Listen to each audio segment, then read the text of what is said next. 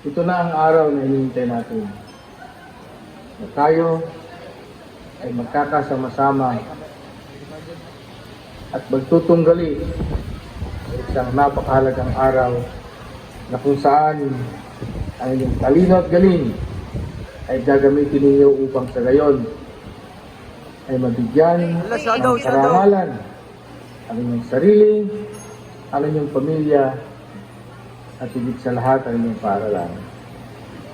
Dahil itong taong ito, pagkatapos ng 3 taon, ang simula muli ng pagtutunggalian na kung saan hindi na lamang pinipili sa bawat paaralan ang sasali. Kung hindi, magdaraan talaga sa tunay na pakikipagtunggali.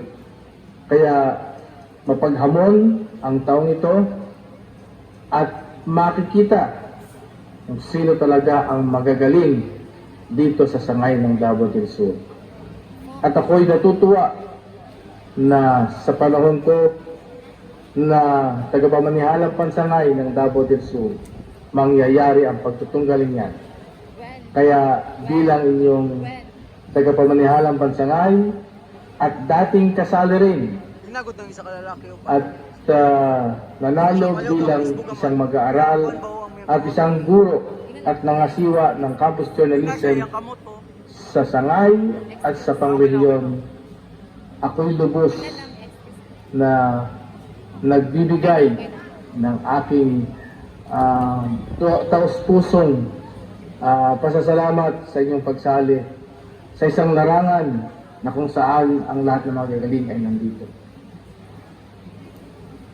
Ang hinihiling ko lamang ay galingan ninyo, pagbutihin at isipin na ang pagsaling ito ang siyang magiging dahilan ng pagbabago ng inyong buhay.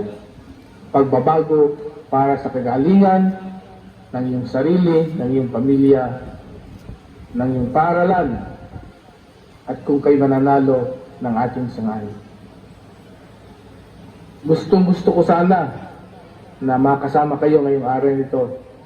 Kaya lang, isang napakahalagang pagkataon na magkakasama-sama kami ng aming mga kasamang mga tagapamanihala pang sangay upang bigyan ng kaligayahan ng mga kabataan para sa Kapaskuhan ang naging dahilan kung bakit hindi ako makakarating ngayong araw.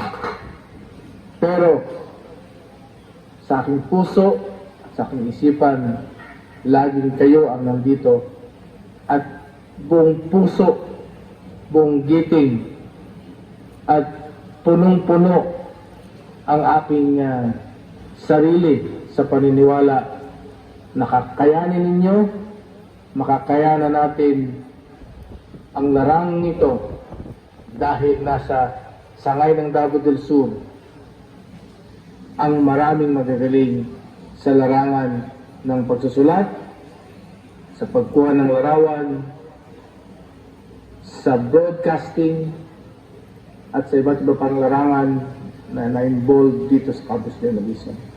Kaya sa inyong lahat, muli, magandang araw at sana galingan ninyo at sa darating na regional press conference, always bring the bacon.